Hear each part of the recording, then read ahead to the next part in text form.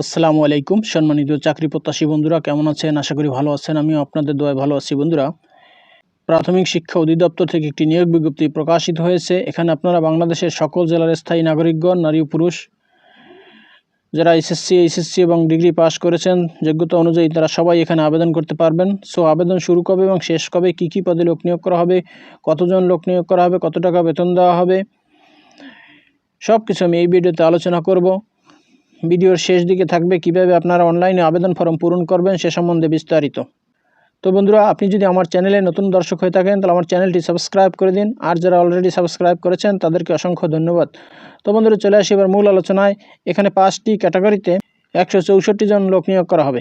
প্রথমেই আছে 1 নম্বরে সহকারী লাইব্রেরিয়ান কাম ক্যাটালগার। এই পদে 24 জন লোক নিয়োগ করা হবে। বেতন দেওয়া হবে 11,300 টাকা থেকে 27,300 টাকা। এখানে আবেদন করতে শিক্ষাগত যোগ্যতা কোনো শিক্ষিত বিশ্ববিদ্যালয় হইতে গ্রন্থাগার বিজ্ঞান বা গ্রন্থাগার ও তথ্য বিজ্ঞান বিষয়ে অনন্য দ্বিতীয় শ্রেণী বা সমমানের সিজিপিএতে 4 বছর মেয়াদী স্নাতক বা গ্রন্থাগার বিজ্ঞান বা গ্রন্থাগার ও তথ্য বিজ্ঞান বিষয়ে ডিপ্লোমা সহ দ্বিতীয় শ্রেণীতে বা সমমানের সিজিপিএ সহ স্নাতক বা সমমানের ডিগ্রি। কোনো প্রার্থীর শিক্ষা জীবনে একাধিক তৃতীয় বিভাগ গ্রহণযোগ্য নয়। এরপর 2 নম্বর আছে লিপিকার কাম কম্পিউটার অপারেটর। এই পদে 6 জন লোক নিয়োগ করা হবে। বেতন দেওয়া হবে 11,000 টাকা থেকে 26,590 টাকা।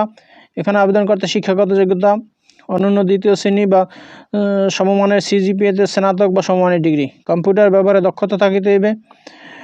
কম্পিউটার টাইপিংয়ে প্রতি মিনিটে ইংরেজিতে 30 শব্দ এবং বাংলায় 25 শব্দ লেখার দক্ষতা থাকতে হবে। এরপর 3 নম্বর আছে উচ্চমান সহকারী। এই পদে 115 জন লোক নিয়োগ করা হবে। বেতন দেওয়া হবে 10,200 টাকা থেকে 24,680 টাকা। এখানে আবেদন করতে শিক্ষাগত যোগ্যতা স্নাতক বা সমমানের ডিগ্রি, এছাড়াও কম্পিউটারে এমএস অফিসের কাজ করিবার দক্ষতা থাকতে হবে। এবার 4 নম্বর আছে মুদ্রাক্ষরী কাম কম্পিউটার অপারেটর। এই পদে 14 জন লোক নিয়োগ করা হবে। বেতন দেওয়া হবে 10,200 টাকা থেকে 24,680 টাকা।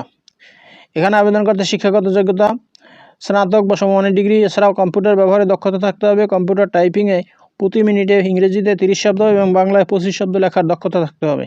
এরপর 5 নম্বর আছে ভান্ডার রক্ষক। এই পদে 5 জন লোক নিয়োগ করা হবে। বেতন দেওয়া হবে 9,300 টাকা থেকে 22,490 টাকা। এখানে আবেদন করতে শিক্ষাগত যোগ্যতা উচ্চ মাধ্যমিক সার্টিফিকেট বা সমমান পরীক্ষায় উত্তীর্ণ, এছাড়াও কম্পিউটারে এমএস অফিসের কাজ করিবার দক্ষতা থাকতে হবে। এখানে আবেদন করতে হবে অনলাইনে। আবেদনের ঠিকানা dper.teletalk.com.bd এই ওয়েবসাইটের মাধ্যমে আবেদন করতে হবে। আবেদন অলরেডি শুরু হয়ে গেছে 20 আগস্ট 2025 তারিখ থেকে এবং আবেদন চলবে 10 সেপ্টেম্বর 2025 তারিখ বিকেল 5টা পর্যন্ত। এখানে আবেদন ফি 1 নং পদের জন্য 168 টাকা, 2 থেকে 5 নং পদের জন্য 112 টাকা। এছাড়াও ক্ষুদ্র নৃগোষ্ঠী, শারীরিক প্রতিবন্ধী ও তৃতীয় লিঙ্গের প্রার্থীদের জন্য আবেদন ফি 56 টাকা। আবেদন ফর্ম পূরণ করার পরে টেলিটক সিমের মাধ্যমে এই টাকা প্রদান করতে হবে। আবেদন ফি প্রদান না করিলে কোনো অবস্থায় আবেদনপত্র গৃহীত হবে না। তো বন্ধুরা, এবারে দেখিয়ে দিচ্ছি কীভাবে আপনারা অনলাইনে আবেদন ফর্ম পূরণ করবেন সে সম্বন্ধে। আপনারা আপনাদের মোবাইলে অথবা কম্পিউটারে ডাটা ওপেন করবেন। ওপেন করার পরে যে কোনো একটি ব্রাউজারে গিয়ে সার্চ বারে গিয়ে লিখবেন dper.teletalk.com.bd। এটা লিখে সার্চ করলে আপনাদের সামনে এমন একটি ইন্টারফেস ওপেন হবে। এখানে এই নিচের দিকে লেখা আছে অ্যাপ্লিকেশন ফর্ম। এই অ্যাপ্লিকেশন ফর্মের উপরে একটা ক্লিক দিতে হবে। এটার উপরে ক্লিক দিলে আপনাদের সামনে এমন একটি ইন্টারফেস ওপেন হবে। এখানে এই গোল বৃত্তটার উপরে একটি ক্লিক দিয়ে নেক্সট বাটনে ক্লিক দিতে হবে। নেক্সট বাটনে ক্লিক দেওয়ার পরে আপনাদের সামনে এমন একটি ইন্টারফেস ওপেন হবে। এখানে কী পদে লোক নিয়োগ করা হবে সবগুলো এখানে দেয়া আছে। আপনি যে পদে আবেদন করবেন আপনি সেই পদে ক্লিক দিয়ে নেক্সট বাটনে ক্লিক দিবেন। আমি মুদ্রাক্ষরী কাম কম্পিউটার অপারেটর এই পদে আবেদন করার জন্য গোলাকার বৃত্তটার উপরে ক্লিক দিয়ে নেক্সট বাটনে ক্লিক দিলাম। নেক্সট বাটনে ক্লিক দিলে আমার সামনে এমন একটি ইন্টারফেস ওপেন হবে। এখানে নোর উপর একটা ক্লিক দিয়ে নেক্সট বাটনে ক্লিক দিতে হবে। নেক্সট বাটনে ক্লিক দেওয়ার পরে আমার সামনে এমন একটি ইন্টারফেস ওপেন হবে। এটাই হলো ফর্ম। এই ফর্মটা সুন্দর করে পূরণ করতে হবে। এখানে লেখা আছে অ্যাপ্লিকেন্ট নেম। এখানে ইংলিশে সার্টিফিকেট দেখে বড় হাতের অক্ষরে আপনার নামটি লিখবেন। এরপরে আবেদনকারীর নাম বাংলায়, এখানে আপনার নাম বাংলায় লিখবেন। ভোটার আইডি কার্ড দেখে জাতীয় পরিচয়পত্র দেখে এখানে বাংলায় লিখবেন। এরপর ফাদার্স নেম, পিতার নাম এখানে ইংলিশে লিখবেন। এরপর পিতার নাম বাংলায়, এখানে বাংলায় লিখবেন। এরপর মাদার্স নেম, মায়ের নাম এখানে ইংলিশে লিখবেন। এরপরে মাতার নাম বাংলায়, এখানে মাতার নাম বাংলায় লিখবেন। এরপরে আছে ডেট অফ বার্থ, এখানে জন্ম তারিখটি লিখবেন। এই ডান পাশে এই বক্সটার উপরে ক্লিক দিলেই এখানে ক্যালেন্ডার ওপেন হবে। সেখান থেকে আপনি মাস, ডেট, তারপরে ইয়ার, এগুলো এখানে সিলেক্ট করে দিবেন। এখানে দেওয়া আছে ন্যাশনালিটি বাংলাদেশি, এখানে কিছু করার নেই, এখানে বাংলাদেশি থাকবে। এরপর আসবেন, এরপর রিলিজিয়ন, এখানে আপনার ধর্মটা সিলেক্ট করে দিবেন। এরপর জেন্ডার, এখানে আপনি পুরুষ না মহিলা সেটা এখান থেকে সিলেক্ট করে দিবেন। এরপর ন্যাশনাল আইডি, এখানে ন্যাশনাল আইডি কার্ডের নাম্বারটা লিখে দিবেন। এরপরে বার্থ রেজিস্ট্রেশন, এখানে জন্ম নিবন্ধনের নাম্বারটা লিখে দিবেন। এরপরে পাসপোর্ট আইডি থাকলে দিবেন, না থাকলে দেওয়ার দরকার নেই, না দিলে কোনো সমস্যা নাই। এরপরে ম্যারিটাল স্ট্যাটাস, আপনি বিবাহিত না অবিবাহিত সেটা এখান থেকে সিলেক্ট করে দিবেন। বিবাহিত হলে আপনার স্ত্রী বা স্বামীর নাম লিখবেন। এরপর মোবাইল নাম্বার, এখানে একটি সচল মোবাইল নাম্বার লিখবেন। এরপর কনফার্ম মোবাইল নাম্বার, ওই উপরের যে মোবাইল নাম্বারটা লিখছেন ওই একই মোবাইল নাম্বার নিচের ঘরেও লিখবেন। এরপর ইমেল, এখানে ইমেল নাম্বার লিখবেন, এখানে ইমেল অ্যাড্রেস লিখবেন। ইমেল অ্যাড্রেস না লিখলেও সমস্যা নাই। এরপর কোটা, আপনি কোন কোটায় আবেদন করেন সেটা লিখবেন। যদি কোনো কোটা ছাড়া আবেদন করেন তাহলে লিখবেন নন কোটা, এটা এখান থেকে সিলেক্ট করে দিবেন। এরপর ডিপার্টমেন্টাল স্ট্যাটাস, কি জেলার প্রার্থী না গ্রামের প্রার্থী সেটা এখান থেকে সিলেক্ট করে দেবেন।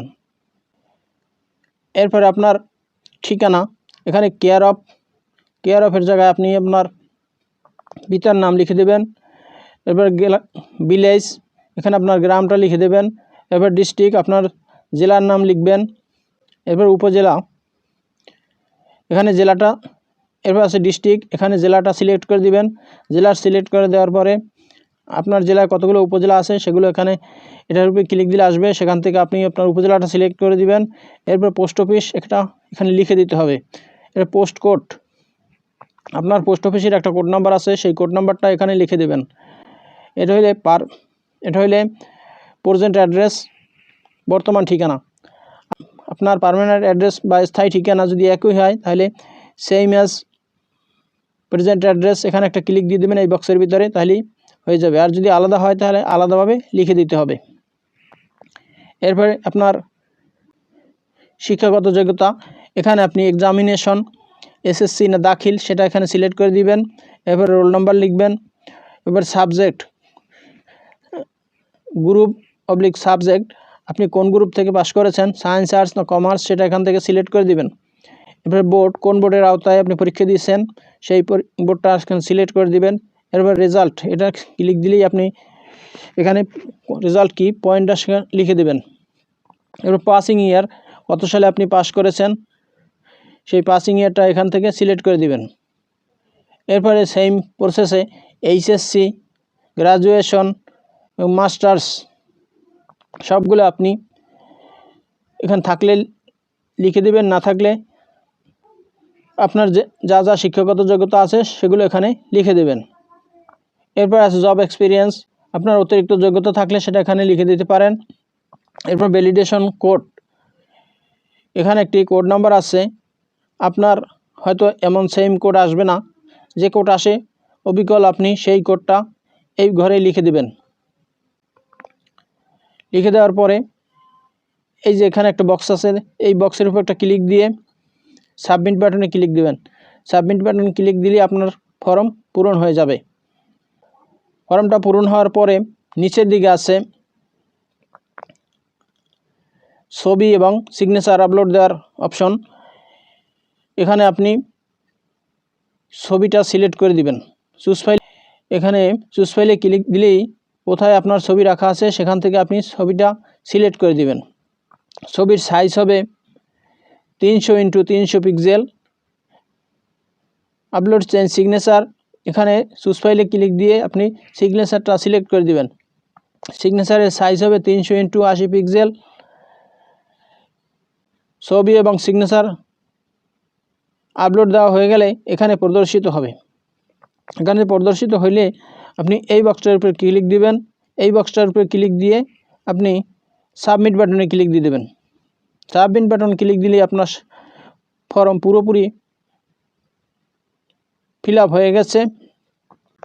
এরপর আপনি ফর্মটি ডাউনলোড দিবেন, ডাউনলোড দিয়ে প্রিন্ট করে নেবেন। ফর্মটি প্রিন্ট দেওয়ার পরে ফর্মের নিচের দিকে কীভাবে আপনি টাকা পাঠাবেন সেই প্রসেস দেওয়া আছে, আমি বলে দিচ্ছি। আপনি আপনার টেলিটক সিম ব্যবহারকৃত মোবাইল ফোনের মেসেজ অপশানে গিয়ে লিখবেন DPER, বড় হাতের অক্ষর হবে সবগুলো। এরপরে স্পেস দিয়ে লিখবেন ইউজার আইডি। আপনি যে ফর্মটি ডাউনলোড দিয়েছেন সেই ফর্মের উপরে ইউজার আইডি দেওয়া আছে, সেই ইউজার আইডিটা লিখে দেবেন। ইউজার আইডি লিখে সেন্ড করবেন 16322 এই নাম্বারে।